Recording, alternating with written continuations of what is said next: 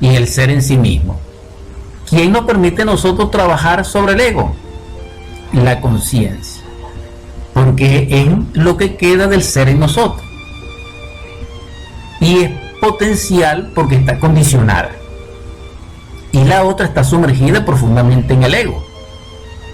El maestro Samael nos enseña que el 3% de esa conciencia está condicionada por el yo en personas más o menos normales, pero ya en este instante, en este año que nosotros estamos viviendo, en esta civilización calquiana y en estos tiempos, es hasta menos. Eso depende del nivel de ser de la persona, pero en todo caso el 97% más pertenece a la inconsciencia, a la subconsciencia y a la infraconsciencia. Entonces nuestra vida es totalmente egoica, no solamente egoísta, y es egocentrista, es decir, es anticrística. Porque el ego, porque el yo es anticrístico. Por eso es que necesitamos comprender a través de la reflexión profunda del ser, a través, dijéramos, de la aspiración pura a la luz y de la humildad, reconociendo nuestra miseria interior, el estado en que nos encontramos, para que podamos ser ayudados y asistidos por la gracia y la verdad de nuestro Padre, a través de nuestro Cristo íntimo, y podamos despertar y podamos vencer al ego, al yo. Si nos concentramos entonces, y siendo la envidia un agregado psicológico en su multiplicidad expresiva, y que es una cabeza de legión, él puede tomar el control, repito, de un cilindro funcional de la máquina psicofísica o de los tres cerebros, que es igual, y puede hacernos sentir, puede hacernos pensar, puede hacernos imaginar, puede hacernos actuar, puede hacernos soñar, puede hacernos, dijéramos, sentir sensaciones de sexualidad con respecto a lo que es el deseo de posesión de lo que carecemos con amargura y que proyectamos en otra persona. Porque la envidia en sí, hasta donde he entendido, es no vivir nuestra vida tal como es, sino vivir una proyección de la vida en otra persona, no solamente sus posesiones y bienestar y desenvolvimiento, sino en todo lo que es el entorno de ella, obviando, ignorando y rechazando nuestra vida interior, que es un bien de Dios y que es una gracia, y que nosotros la tenemos según el mérito del karma y de nuestros valores. Cuando una persona tiene envidia, es porque se está expresando en él un yo de la envidia, y ese yo de la envidia tiene un contenido mental, tiene un contenido de deseo, tiene un contenido energético, tiene un contenido causativo y tiene un contenido multidimensional, que en el fondo y en síntesis es el fuego del deseo inverso de la conciencia expresada en alguna oportunidad, en un caos, en un limbo, en un vacuo, que le produce desdicha cuando ve que se expresa el bienestar, la virtud, la gracia de Dios, la prosperidad en otra persona. Y esto es algo interesante, porque cada uno de nosotros tiene, por voluntad de Dios, no solamente lo que se merece, sino que tiene en su misericordia la posibilidad infinita de la riqueza y del todo como don. Lo que nosotros debemos tener es humildad, pero el yo de la envidia ignora esto y produce, cuando contempla, cuando es testigo, cuando se entera del bienestar ajeno, se produce el sufrimiento en ese yo que lo transmite a la persona, produciéndole un desequilibrio energético, un desequilibrio hormonal que se traduce como amargura, como sosiego, como obsesión, y que se puede relacionar o se puede coordinar con otro agregado psicológico en forma mecánica, no inteligente, produciendo ira, produciendo deseo de sufrimiento y pesar,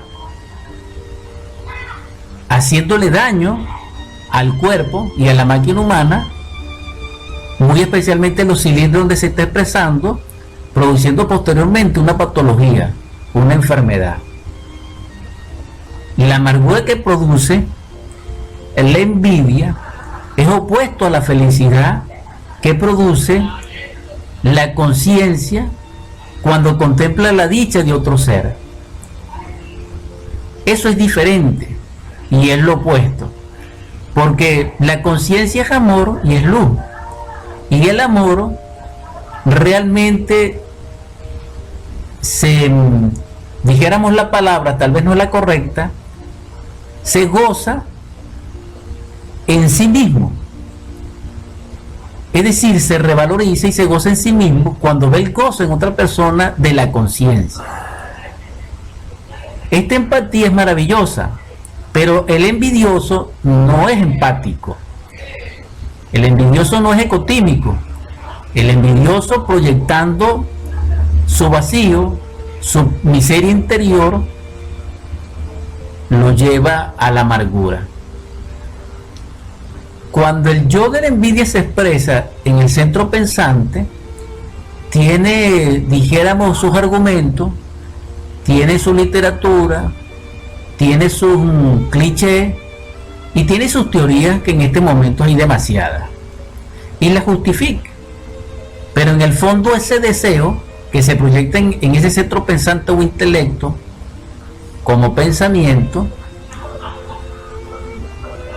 le altera el funcionamiento de ese cilindro, utilizando energía que pertenece a otro cilindro, dañando parte de la sensibilidad psíquica de ese cilindro, obsesionándolo y llevándolo a errores nefastos que, si no se trabaja sobre sí mismo, repito, terminan desgraciándonos la vida. Porque el castigo del envidioso es que nunca tendrá felicidad ni dicha, y esto es algo realmente lamentable. Es necesario que comprendamos esto que estoy exponiendo hasta el nivel que he podido comprenderlo en mi nivel, que lo estoy haciendo por cooperación para compartir con ustedes este conocimiento. Ahora, cuando, porque allí hay más información, pero voy a llegar hasta allí. Cuando la envidia se expresa en el centro emocional, nos hace sufrir más, porque resulta ser que el centro emocional es más sensible y más poderoso que el centro intelectual. Entonces ya allí esos pensamientos y ese contenido mental se conforma y estructura y genera daños en nuestro sistema hormonal, porque utiliza nuestro corazón, dañándolo, utiliza nuestro torrente sanguíneo envenenado con lo que pueda segregar las glándulas endocrinas suprarrenales, etcétera, y nos hace mucho daño. La persona incluso puede caer en esos estados, dijéramos, de ansiedad, de angustia, de desesperación, llorar, puede llenarse de resentimiento, de odio, porque ese agregado se asocia en forma mecánica con otro agregado, llevándolo a la fatalidad. Entonces es muy importante realmente considerar el estudio de este agregado psicológico en la persona que lo tenga, porque todos los tenemos, pero en la persona que se le manifieste, porque el trabajo sobre sí mismo no es un trabajo, dijéramos, que lo decidamos nosotros de capricho, no, sino que el ser, en su didáctica y en su dialéctica, se encarga de eso, porque el yo no puede trabajar al yo.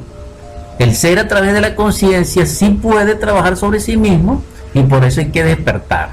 Comenzamos con la autoobservación y necesitamos más recursos, pero como esta respuesta es elemental, estoy haciendo el esfuerzo. Entonces, en el campo emocional es muy difícil cuando somos atacados por la envidia. Ahora, la envidia tiene muchos rostros. Cuando ella toma el centro instintivo motor y sexual, ella se refina. Y entonces nosotros vemos rostros preciosos, hipócritas, sonrientes, pero por dentro ese yo está, dijéramos, desollando y haciendo escarnio de la persona o de las personas que envidia. Porque cuando la envidia se expresa en una posición, también se expresa contra la persona que posee esa posesión. Entonces va contra alguien. Y esto es algo lamentable. Es decir, que en este caso, la persona envidiosa no nos muestra ese rostro porque tiene el rostro adentro de la envidia. Y se acerca a nosotros por la misma envidia, porque se acerca a nosotros el mismo yo para nutrirse, para alimentarse, porque todo yo, sin excepción el de la envidia, necesita nutrirse, necesita alimentarse, y para alimentarse se relaciona con lo que le produce envidia. Por eso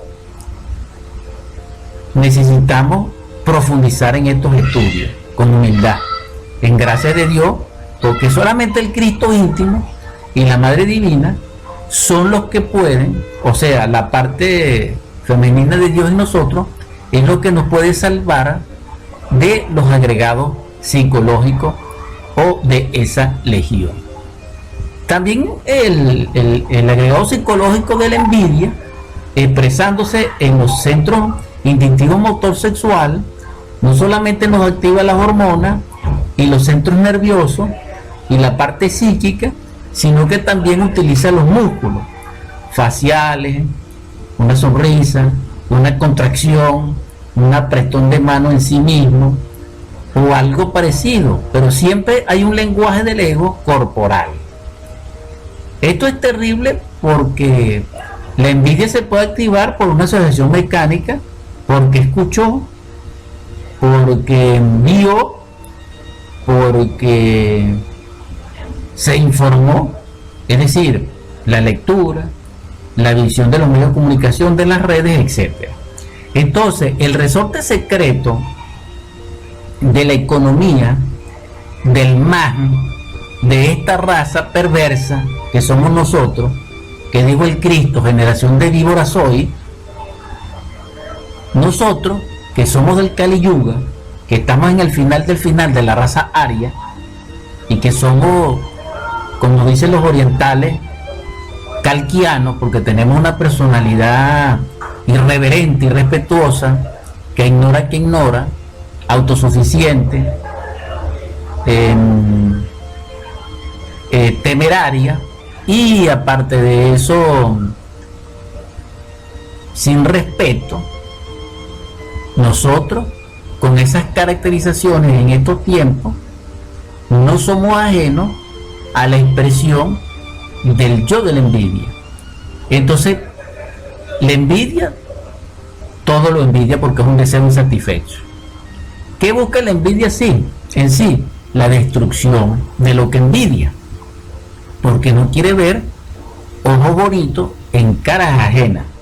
Por eso no es conveniente y por eso es prudente no hablar lo que no se debe hablar, porque alguien que esté cultivando una virtud habla de ello y los envidiosos se la anulan con la emanación de fasta de sus agregados psicológicos de la envidia y le quitan esa capacidad. Por eso existe el mal de ojo, por eso existen los ataques psíquicos, por eso existen las psicopatías, etcétera, etcétera. Es decir, la causa causaron, el motor de esta civilización social en su economía, en su dinamismo, tiene como fundamento la envidia y la codicia. Y eso lo sabe la gente que conoce psicología y publicidad.